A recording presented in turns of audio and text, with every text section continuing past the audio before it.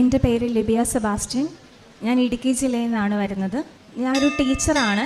അപ്പോൾ കഴിഞ്ഞ മാസം ജനുവരിയിൽ എനിക്കൊരു റെസിഗ്നേഷൻ സ്കൂളിൽ നിന്ന് കൊടുക്കേണ്ട ഒരു ആവശ്യമുണ്ടായിരുന്നു. ഞാൻ സാധാ ഒരു ISC സ്കൂളിലാണ് പഠിപ്പിച്ചുകൊണ്ടിരുന്നത്. അപ്പോൾ എൻ്റെ സ്കൂളിലെ ഒരു ടീച്ചർ പറഞ്ഞിട്ടാണ് കൃപാസനത്തെക്കുറിച്ച് ഞാൻ അറിഞ്ഞത്. അപ്പോൾ ഞാൻ വെറുതെ ഇങ്ങനെ രാവിലെ വൈകിട്ടും ഉടമ്പടി ഒന്നും എടുക്കാണ്ട് ആദ്യമേ വെറുതെ പ്രാർത്ഥിക്കുമായിരുന്നു. അപ്പോൾ എന്തോ ഒരു സന്തോഷം പോലെ കുഞ്ഞു കുഞ്ഞു കാര്യങ്ങളാണല്ലോ നടക്കുന്ന പോലെയൊക്കെ വെറുതെ അങ്ങനെയൊക്കെ തോന്നി. അപ്പം ഈ ജോലി റെസിഗ്നേഷൻ കൊടുക്കുന്നതിന് മുമ്പ് വെറുതെ എൻ്റെ മനസ്സിൽ തോന്നി, കൊടുക്കുന്നതിന് മുമ്പ് മാതാവിൻ്റെ അടുത്ത് വന്നൊന്ന് പ്രാർത്ഥിച്ചിട്ട് ആ റെസിഗ്നേഷൻ കൊടുക്കാമെന്നുള്ളത്. അങ്ങനെ ഞാൻ ജനുവരി 25 അന്ന് എൻ്റെ അമ്മയുടെ ബർത്ത്ഡേ ആയിരുന്നു. അപ്പോൾ 25 ഇവിടെ വന്ന് ഉടമ്പടി എടുത്ത് പ്രാർത്ഥിച്ചു. അപ്പോൾ എനിക്ക് എൻ്റെ മാതാവ് എനിക്കൊരു ജോലി കിട്ടണേ. ഞാൻ നോക്കുമ്പോൾ എൻ്റെ കൂടെയുള്ള ഈ പ്രായത്തിലുള്ള എല്ലാവരും പുറത്തേക്ക് പോകുന്നു, അല്ലെ ജോലി കിട്ടുന്നു. അപ്പോൾ എൻ്റെ മുന്നിലൊരു ഐഡിയ ഇല്ല, ഞാൻ എന്താ ഇനി ചെയ്യേണ്ടേ, ഏത് ജോലിക്കാണ് ഇനി അപ്ലൈ ചെയ്യേണ്ടേ. പുറത്തേക്ക് പോകാനൊന്നും ഒരു ഐഡിയ, അവനൊരു ചിന്ത പോലും മനസ്സിലില്ലായിരുന്നു. ഇപ്പോൾ വീട്ടിലാണെങ്കിൽ കല്യാണത്തിന് വേണ്ടി പറയുന്നു. അപ്പോൾ എൻ്റെ മനസ്സിലൊരു ജോലി ഇല്ലാണ്ട് കല്യാണം കഴിച്ചാൽ എന്താകും, അങ്ങനെ കുറേ ഇതുണ്ടായിരുന്നു. അപ്പോൾ ജനുവരി 25 ഞാനിവിടെ വന്ന് ഉടമ്പടി എടുക്കുന്നു.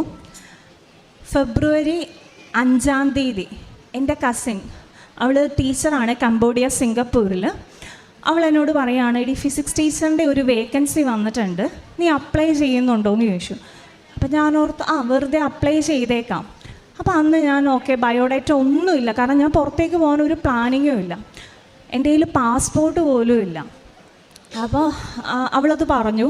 അപ്പോൾ തന്നെ അവൾ പറഞ്ഞു, ഈ പാസ്പോർട്ടിന് അപ്ലൈ ചെയ്യുമെന്ന് പറഞ്ഞു.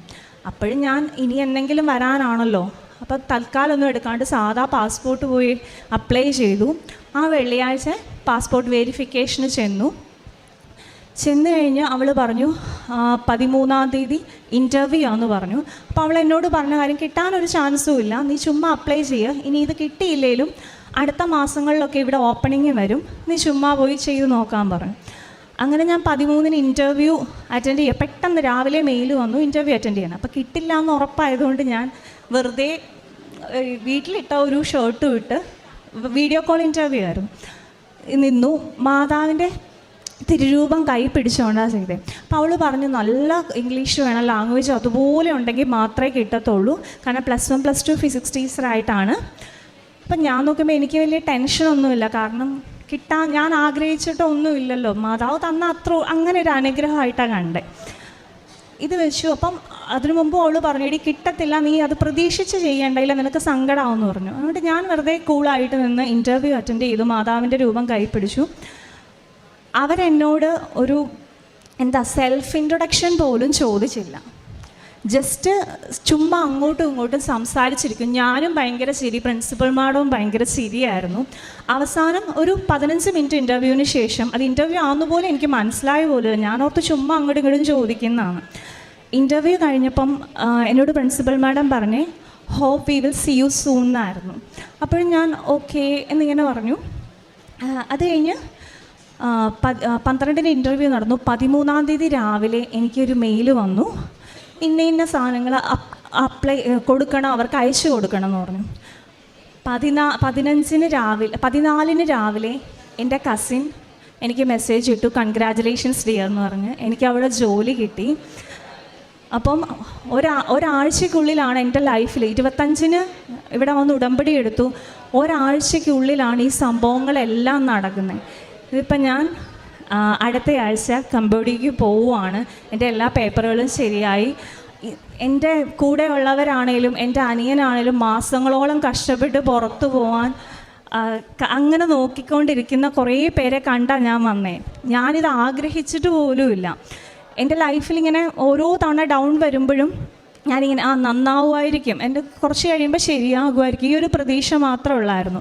പിന്നെ ഞാൻ അതുപോലെ ഒരു വിശ്വാസിയൊന്നും അല്ല. ഇപ്പം എൻ്റെ ഈ ജനറേഷനിലുള്ള ഒട്ടുമിക്ക ആൾക്കാർക്കും ഒരുപാട് പ്രാർത്ഥിക്കുന്നു, അങ്ങനെയൊന്നുമല്ല. ഞാനും അങ്ങനെയായിരുന്നു. എൻ്റെ വീട്ടിലിപ്പം ഞാനിങ്ങനെ ഒരു സാക്ഷ്യം പറഞ്ഞെന്ന് കേട്ടുമ്പോൾ തന്നെ അവർ ഞെട്ടിപ്പോവും. അതുപോലെയാണ്. കാരണം കുടുംബ പ്രാർത്ഥനയ്ക്ക് പോലും എന്നെ വിളിച്ചാൽ ഞാൻ ചിലപ്പോൾ മൊബൈലിലും തോണ്ടിക്കൊണ്ടിരിക്കും. അതുപോലെ ഉള്ള ഒരാളായിരുന്നു ഞാൻ. എനിക്ക് ജോലി കിട്ടിയതിലല്ല, അതിനപ്പുറത്ത് ഇപ്പം ഞാനൊരു ചെറിയ കാര്യം, ഒന്ന് ടൗണിലേക്ക് ഇറങ്ങുമ്പോൾ പോലും മാതാവേ ഞാൻ വരും കേട്ടോ ഒന്ന് നോക്കിക്കോണേ എന്ന് പറഞ്ഞിട്ട്. അപ്പം എൻ്റെ ലൈഫിൽ അതിന് ശേഷം ഇവിടെ ഉടമ്പടി എടുത്തതിന് ശേഷം നടക്കുന്ന കാര്യങ്ങൾ എന്ന് പറഞ്ഞാൽ, ഞാൻ ചിന്തിച്ച് ഒരു കാര്യം ഇങ്ങനെയാണ്, ഇങ്ങനെ വരണം എന്നൊക്കെ ആഗ്രഹിച്ചായിരിക്കും പോകുന്ന ഒരു കുഞ്ഞു കാര്യമാണല്ലോ. പക്ഷേ അതിൻ്റെ ഞാൻ ചിന്തിക്കാത്തതിൻ്റെ അപ്പുറത്ത് നല്ല ഒരു ഏറ്റവും നന്നായിട്ട് എൻ്റെ കാര്യങ്ങളെല്ലാം സംഭവിക്കുന്നത്. അപ്പോൾ ഒരു രീതിയിലും ഞായറാഴ്ച പോലും കഷ്ടി പള്ളി പൊക്കോണ്ടിരുന്ന എനിക്കിങ്ങനൊരു മാറ്റം സംഭവിച്ചിട്ടുണ്ടെങ്കിൽ, നമ്മൾ പ്രാർത്ഥിച്ച മാതാവിൻ്റെ അടുത്ത് പ്രാർത്ഥിച്ചാൽ ഉറപ്പായിട്ടും നടക്കും. കാരണം 2 ആഴ്ചയ്ക്കുള്ളിൽ ഒരു ജോലി, ഏത് ജോലിക്കാണ് അപ്ലൈ ചെയ്യേണ്ടതെന്ന് പോലും അറിയാതെ നിന്ന് എന്നെ 15,000 രൂപ സാലറി ഉള്ള എനിക്ക് ഇപ്പോൾ 1.25 ലക്ഷം രൂപയാണ് സാലറി. പിന്നെ അക്കോമഡേഷൻ ഫ്രീ ആണ്. എൻ്റെ കസിൻ ആ സ്കൂളിൽ വർക്ക് ചെയ്യുന്നു. അങ്ങോട്ടേക്കാണ് ഞാൻ പോകുന്നത്. എനിക്കൊരു ടെൻഷനും ഇല്ല. അവിടെ ചെന്ന അവളുണ്ട്. അങ്ങനെ യാതൊരു ടെൻഷനും ഇല്ലാണ്ടാണ് ഞാൻ പോകുന്നത്. അപ്പം മാതാവിന് 1000 നന്ദി.